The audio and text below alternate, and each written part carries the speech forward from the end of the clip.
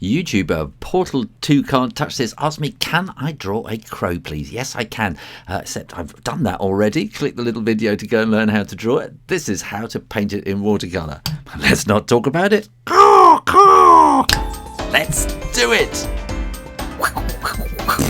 Here I'm using a colour called neutral tint, which gives me the grey. I'm not using black because that will just really dirty everything up.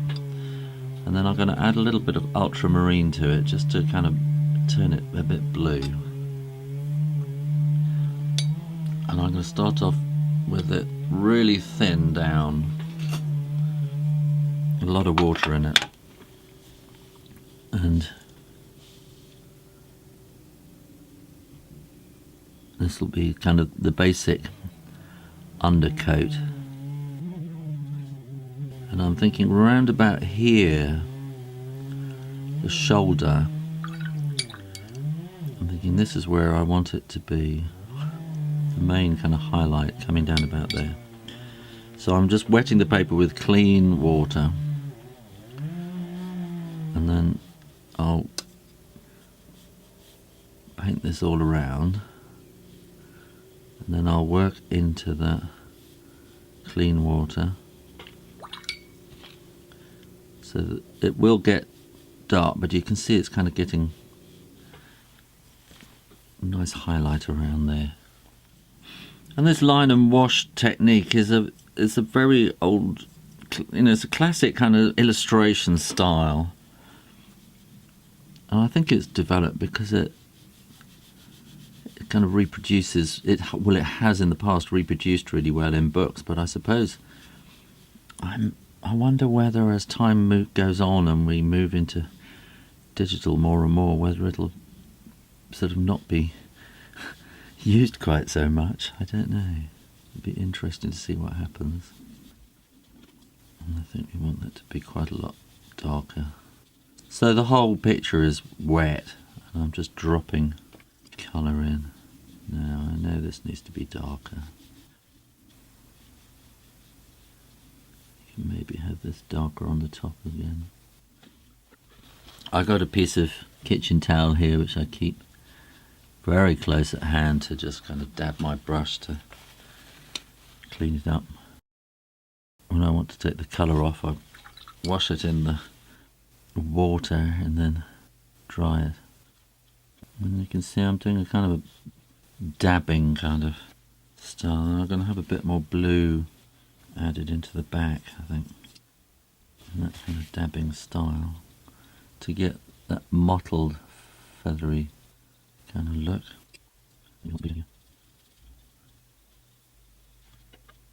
I want quite pale grey on these legs. I'm going to just kind of put the basics in on the fence post here. Here I'm using a mixture of burnt sienna and sepia. This is a dark sepia which I'm kind of darkening it all up with now. And I'm going back to a finer brush just to kind of separate these feathers out a little bit. But I don't really want hard edges, so I'm softening them again with clean water. And you just keep building up with watercolour, but you're not building up like you would with paint. You're building up layers of kind of transparent glazes. So if you want something to be bright, that needs to be really quite thin and light, because the light is shining through the colour. Dark areas really need to be kind of built up slowly.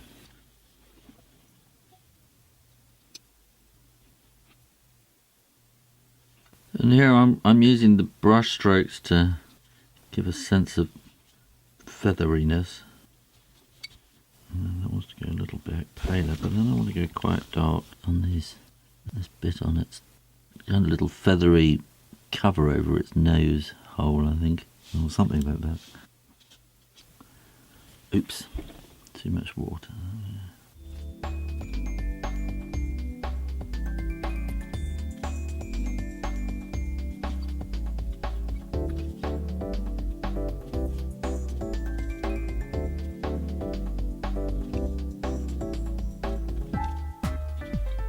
And now I'm feeling I need to add a little bit of purple in up on the top here, just to kind of get that two-tone feel.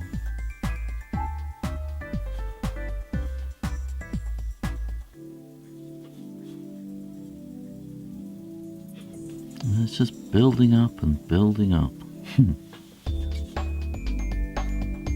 Slowly, slowly building up, building up.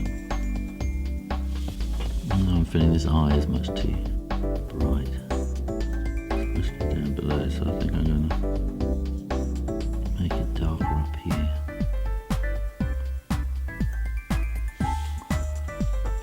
Sometimes you can put too much paint on, and then you've got the kitchen towel close down, you can just dab it off if it just seems a bit too much.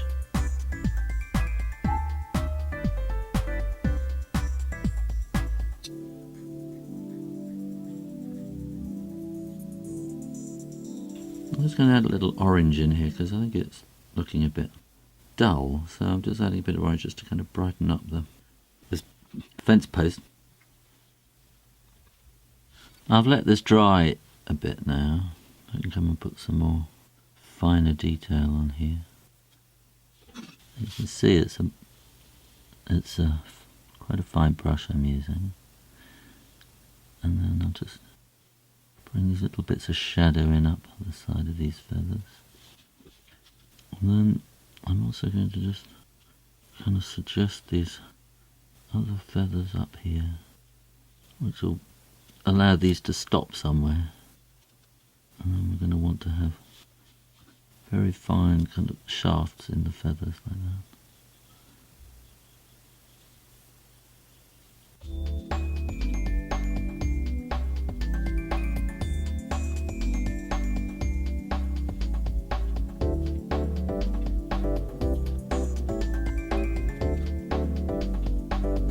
And again, I'm just taking this darker and darker and darker. And also what I'm doing here now, I kind of loaded up the brush with dark colour on there. This is mostly neutral tint. But what I'm doing is I'm allowing the colour and the liquid on the brush to kind of fade and run out. And then as it goes, the brush gets drier and drier. And so I'm kind of dragging the colour out at the very limit of the brush's load, as it were. So I get a kind of a stipply effect. So it's almost dry brush at the end of the load on the brush, if that makes any sense at all. Now, and here you're going to have this kind of ambient light coming up here, so it's not going to be dark right to the edge, but it's going to be dark down on its dummy here. So I'm just kind of flicking, doing this kind of flickery brush stroke up here. And I'm going to add in a bit of purple as I'm going up here.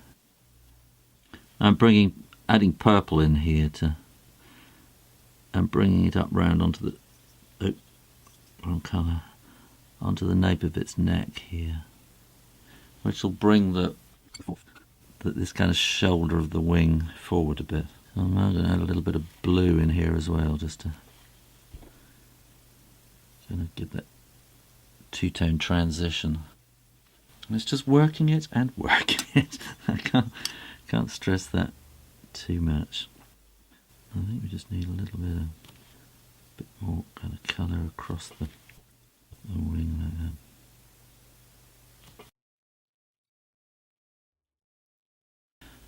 And now I've added just a tiny little bit of hint of green into quite a dark mix of neutral tint. And I want this kind of really dark around the eyes. And this kind of green that's going to flick into the purple. Maybe a bit more hint of the greenness. Oh dear, there's the phone. Well, I've just been on the phone chatting and just kind of looking at this picture, and I realise this really needs to be a bit more like that.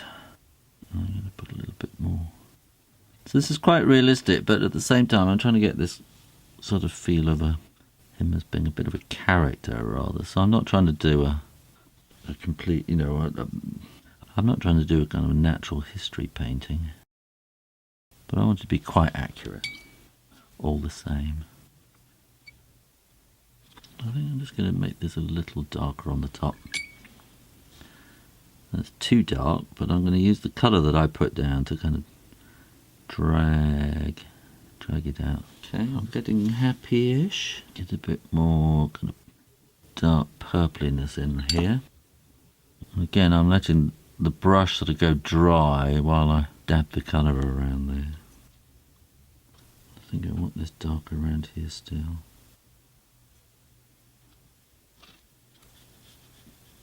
A bit more blue in that tail, I think. I've been a bit hasty here, so I'm going to just wet that there and see if I can lift off that edge.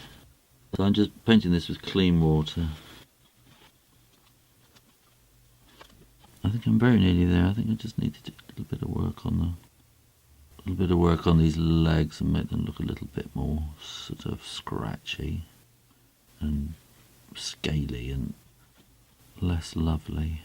But then I'll just do a little bit of hint of a wood effect on here, which I'm making up as I go along. It wouldn't look like this at all. This has come completely out of my head. Well, I'm going to call that finished, and I'm going to make this eye a little bit bigger and redraw it so that it's more obvious. I could keep fiddling about and adding to this all day if I wanted to. I think that does the job. It shows you how to draw a crow, how to paint it, and gives you a few watercolour tips along the way. All that remains is to sign it. Well, I hope you enjoyed that, and if you did, go and have a look at how to draw a crow, or maybe have a go at the mystery drawing. Make sure that you're subscribed and keep coming back for more drawing lessons and advice. In the meantime, keep drawing. Practice, and I'll see you next time. You take care now. Bye-bye.